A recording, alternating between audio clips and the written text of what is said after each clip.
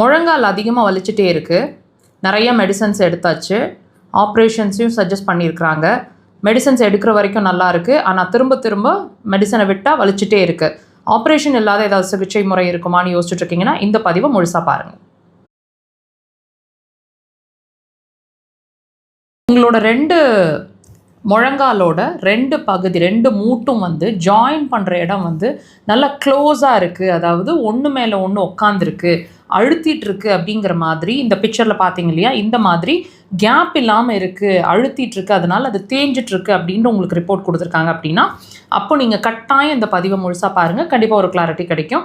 இதுக்கான தீர்வு என்ன அப்படிங்கிறதையும் இந்த பதிவில் நீங்கள் பார்த்து தெரிஞ்சுக்க போகிறீங்க. இந்த ஒன்றோட ஒன்று உரசிட்ருக்கு, அதனால் எலும்பு தேஞ்சிட்ருக்கு, இந்த மாதிரி கண்டிஷன்ஸ் ஏன் வருது அப்படின்னு கேட்டிங்கன்னா, அந்த இடத்துல கார்டிலேஜ் அப்படின்னு அதாவது தமிழில் குருத்து எலும்பு அப்படின்னு சொல்லுவாங்க. சி ஷேப்பில் இருக்கும் அது. இது இதோட மேஜர் வேலை என்னன்னு சொல்லப்படுதுன்னா, திடீர்னு ஒரு ஷாக், ஒரு ட்விஸ்ட் ஆகுது கால், இந்த மாதிரி ஷாக்ஸை அப்சார்ப் பண்ணி முழங்கால உறைவுத்தன்மை இல்லாமல், அதாவது ரெண்டையும் ஃப்ரிக்ஷன் ஏற்படுத்தாமல் வச்சிருக்கிறது அதோட வேலை. கேப்பை கொடுக்குற வேலைன்னு சொல்லலாம். இப்போ இந்த இடம் இந்த கார்டிலேஜ்ன்ற ஒரு விஷயம் டேமேஜ் ஆகிறது அப்படிங்கிற ஒரு கண்டிஷன், அதாவது தேய்மானம்னு நம்ம சொல்லலாம் தமிழில். இந்த கண்டிஷன் ஏற்படுது அப்படின்னா அப்போ 2 எலும்பும் ஒன்றோட ஒன்று உராய்வு நிலை ஏற்படும். ஸோ இதுதான் மெயினாக வலிக்கான காரணம்னு சொல்லப்படுது. ஸோ இந்த கண்டிஷன் உங்களுக்கு இருக்குது அப்படின்னா இதுக்கு நீங்கள் நிறைய மெடிசன்ஸ் எடுத்துகிட்டு இருப்பீங்க. ஆப்ரேஷன்ஸ் மெடிசன்ஸ் எடுக்கிற வரைக்கும் நல்லா இருக்கிற மாதிரி இருக்கும். மெடிசனை நிறுத்தினா அடுத்த நிமிஷமே வலிக்கிற மாதிரி இருக்கும்.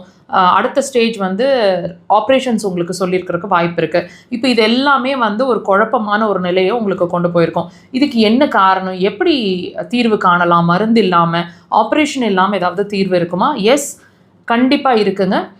இப்போ ஒரு ப்ராப்ளம் உள்ள அரைஸ் ஆகுது அப்படிங்கிறது நாங்கள் ஒவ்வொரு பதிவுலையும் சொல்லிகிட்ருக்குறோம். அது வியாதி இல்லை. ஸோ அந்த ப்ராப்ளம் உங்களுக்கு சொல்லிட்டு இருக்கக்கூடிய விஷயம் என்ன, உள்ள உறுப்புகள் வைட்டல் ஆர்கன்ஸில் ஏதோ ஒரு ப்ராப்ளம் இருக்குது அப்படிங்கிறதுக்கான அறிகுறி தான் உங்களுக்கு வியாதின்னு நீங்கள் உணர்கிற விஷயங்கள். அந்த வகையில் இந்த போன் தேய்மானம் அல்லது உங்களோட முழங்கால் வலிக்கும் காரணம் உங்களோட முழங்கால் கிடையாதுங்க. உங்களோட பிரச்சனை உள்ளே இருக்குது, அதாவது உள்ள உறுப்புகள் சார்ந்த விஷயம் இருக்குது அப்படிங்கிறத நீங்கள் உணரணும். அக்குபஞ்சர் அதுக்கு சிறந்த தீர்வாக இருக்கும். ஆப்ரேஷன் இல்லாமல் மருந்து இல்லாத சிகிச்சை கண்டிப்பாக ட்ரை பண்ணுங்கள்.